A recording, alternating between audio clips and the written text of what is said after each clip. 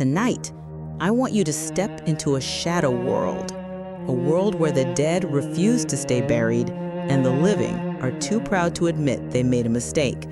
Close your eyes, if you can.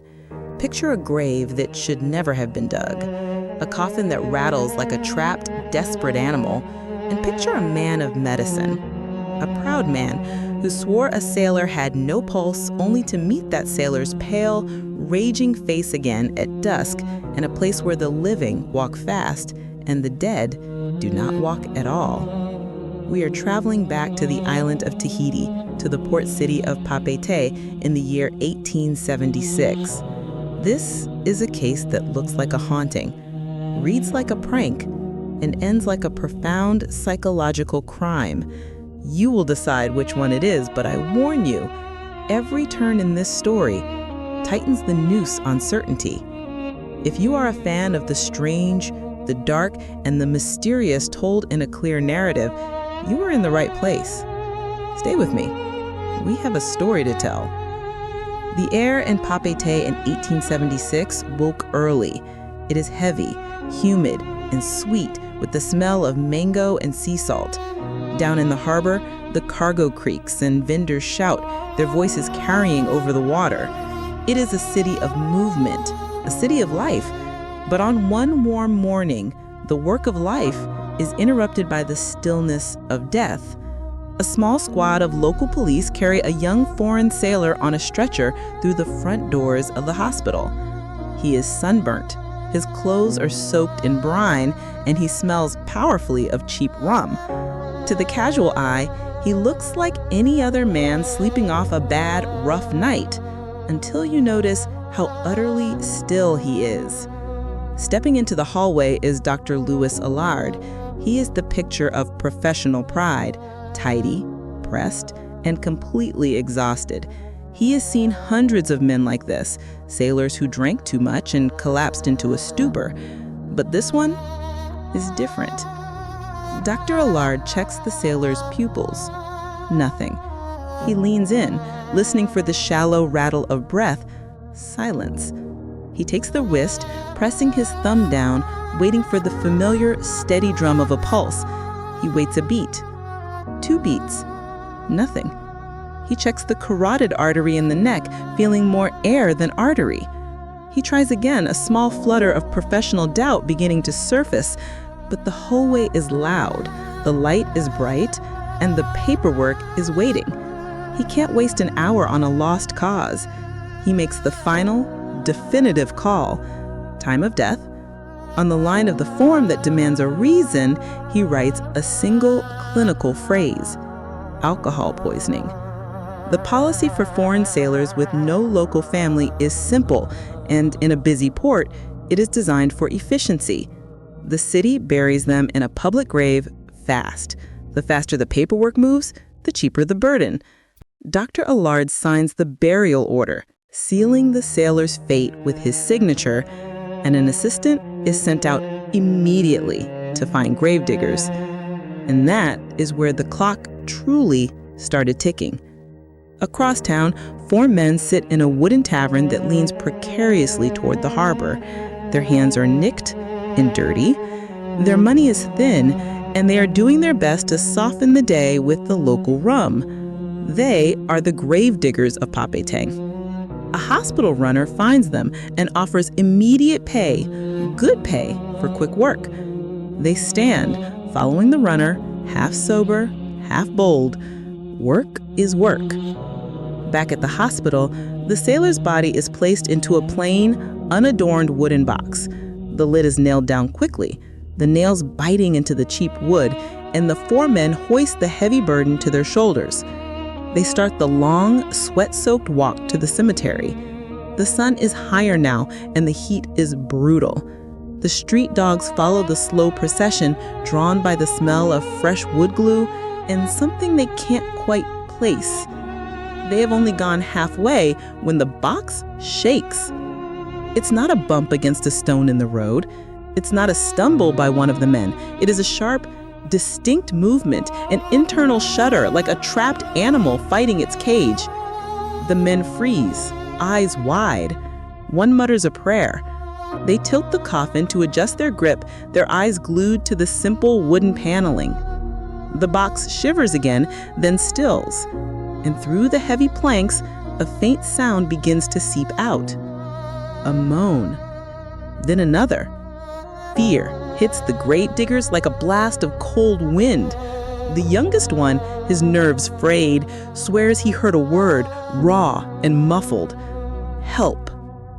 They drop the coffin, their shoulders burning, their nerves shattered, and run for the hospital like boys who've just touched a hot stove. They burst into Dr. Olar's office, 4 pale, breathless faces talking over each other in rough, panicked shouts. The box moved. Someone is in there. The box groaned. The doctor stares at them, his jaw hardening. He recognizes the men. He knows where the runner had found them. Their breath smells of a long, heavy morning of drink. Dr. Allard had a choice to make, but his pride made it for him. He was tired, he was proud, and he was an educated man of science. These were drunken laborers. He had seen grief play tricks. He had seen guilt do the same. He simply did not, could not believe them. He points them back out the door.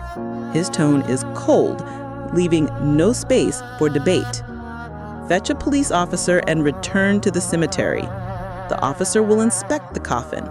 If it is still and quiet, you will finish the job. Now go. At the cemetery gate, a police officer meets the shaken men. He is broad, sunburnt, and aggressively skeptical. He walks to the wooden box lying silent in the dust. He knuckles the lid, listening. Silence. He presses his ear to the cold wood. No breath, no scrape. Why the silence? The sailor, having woken up in the coffin with a mind-splitting dose of terror, had thrashed and cried out, only to hear voices and boots right outside. In that moment of pure panic, he may have thought that stillness was his only chance, that if he was quiet, they might assume the movement was an error and come back to open the box. Or perhaps the lack of air had simply weakened him, forcing a momentary, agonizing paralysis. Whatever the reason, the box gave no sound. The officer, satisfied with the quiet, tells the men to lift it, says to move on. The gravediggers, no longer trusting their ears, but terrified of the officer's authority, carry the coffin to the open grave. The box makes no sound at all. The officer nods. The first scoop of soil hits the wood with a heavy final sound. The grave is closed. The 4 men are paid. The day goes back to the work of staying alive. But you, the listener, heard them swear the coffin moved. You saw the officer listen and order the burial anyway. You think the answer is simple. Hold that thought. Because in a moment, the man they buried will stand up and run. A week passes. Dr. Allard keeps his schedule like a clock. He eats at the same table, he walks at the same hour. He has a habit of visiting the cemetery at dusk. It is quiet there. The finality of the names on the stones always calmed him. On the 7th night, he enters the old gate. The sky is a bruised purple, the last light dying behind the hills. He follows the path down to a far corner where an old stone wall crumbles. He slows. A shape stands behind a leaning tree. At first, it looks like a thick, broken branch. Then the branch straightens. A man steps out and faces him. The face is pale and slack, smeared with earth. The clothes are torn. But it is the eyes focused on him with a pressure that seems to push the very air out of his lungs. Dr. Allard turns away to leave, then looks back with the reflex of a man who doubts his own sight. The figure charges. It screams with a high, cracked sound, a sound of pure animal rage and terror combined. The doctor sees the face one last time, in full. It is the sailor. The same lips that were blue on his examination table, the same jaw he had lifted in his hand, the same boy who would not wake. The attacker hits him hard and closes his fingers on Dr. Allard's throat. The world turns black at the edges like burned paper. The doctor makes a thin, choking sound. Then he hears nothing at all. He wakes on the ground. The sky is dark. The figure is gone. The graves are silent. He stumbles to his feet and runs home, as if the darkness itself can catch him. Sleep becomes a hallway where the same nightmare waits.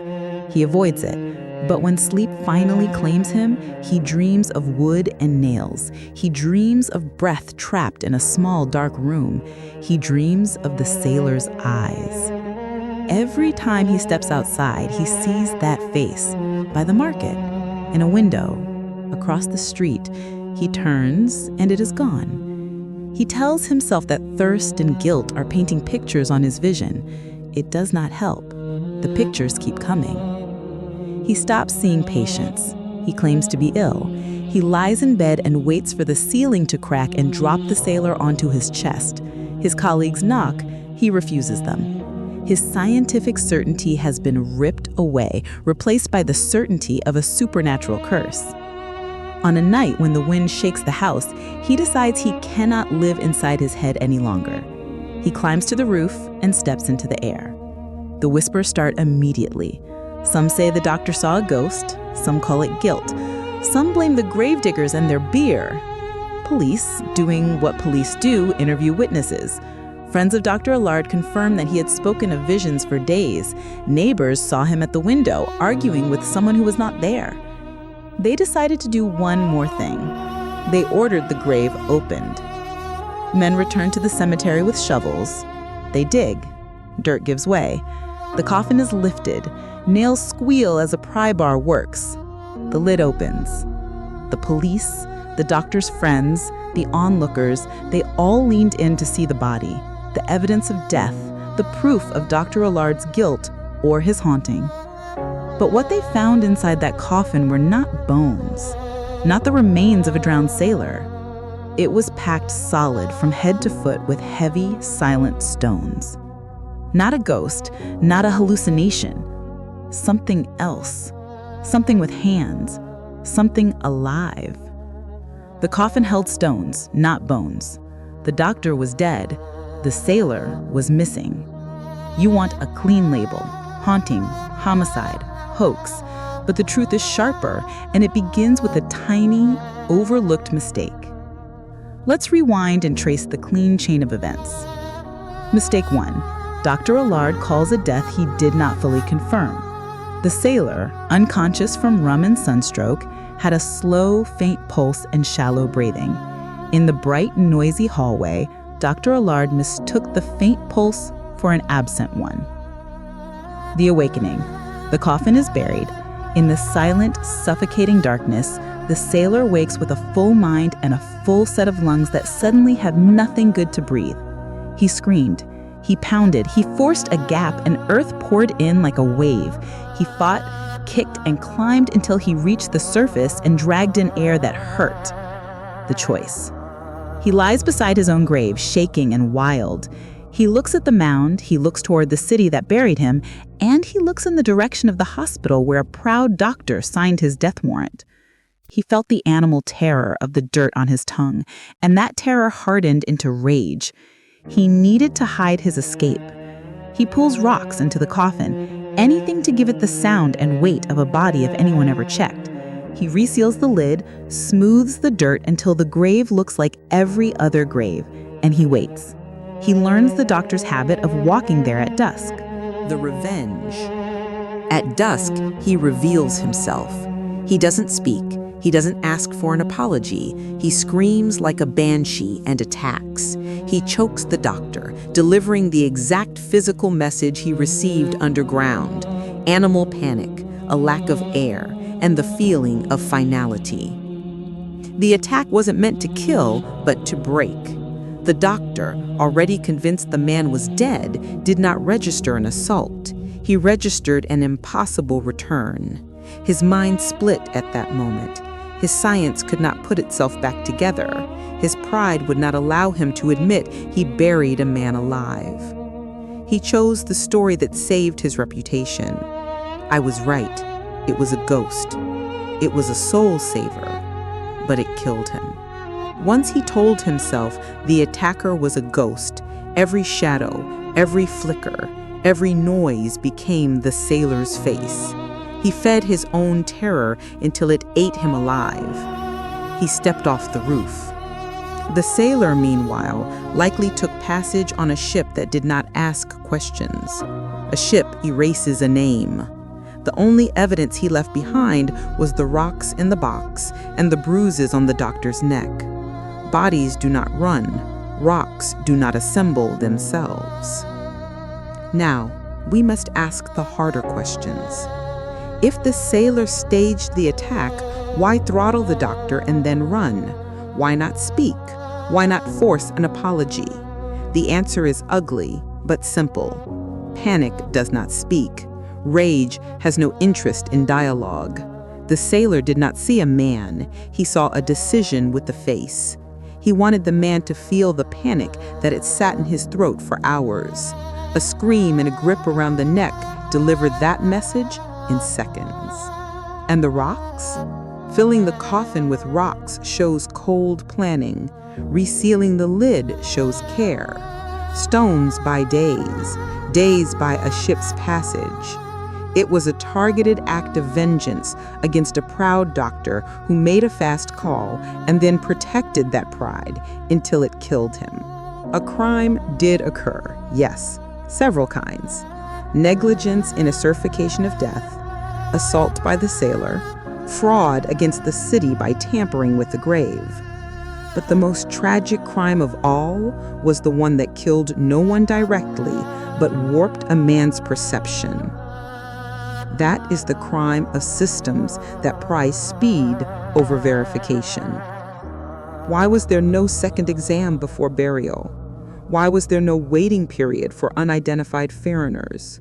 Why was the word of a police officer who relied on silence from a sealed box enough? Each step leaned on the last until a man was on the ground and a doctor was at the edge of a roof. Think about the warnings that were ignored. A faint pulse was interpreted as an absence of life. 4 men, though drunk, ran back pale and shaken, swearing the box moved. That was a warning. A moan from the wood was a warning. The police officer trusted his own skepticism over the word of 4 witnesses. He should have ordered the box opened right there at the gate. If he had, the sailor would have been lifted out, the doctor would have faced a hard report, and no one would have faced a screaming throat at dusk. Dr. Allard could have saved himself after the attack. If he had chosen the hard truth and gone to the police the same night, he would have told them, "A man I thought was dead attacked me in the cemetery. I miscalled it." They would have opened the grave. They would have found the stones. The search would have started with the docks. The act of facing the truth would have broken the spell of the ghost. He would have still held shame, but not the terror. He did not do that. He locked the terror in and fed it, and it ate him. We are close to the end now. Before we close the case, stop and take one lesson for your life. When the facts threaten your pride, choose the facts. Pride will keep you safe for a day. Facts will keep you alive. The sailor survived the grave. The doctor did not survive the idea of a grave that opens. The body is easier to rescue than a mind caught in a bad story.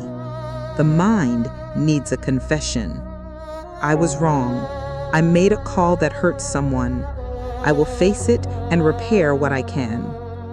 That sentence pulls a person back from the roof line more often than medicine does.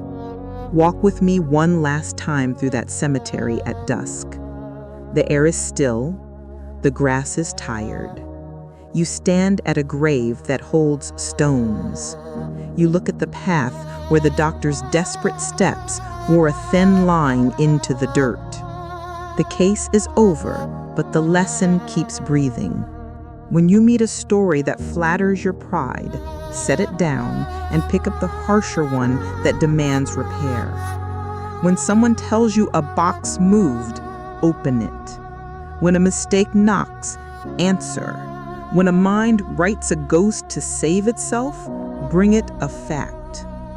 Facts are heavy. They also pull you back to earth. Thank you for watching.